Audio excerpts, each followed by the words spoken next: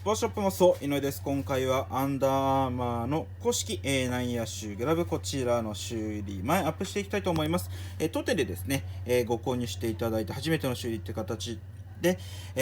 来年以降ちょっとですね、高校の時にっていう形なので、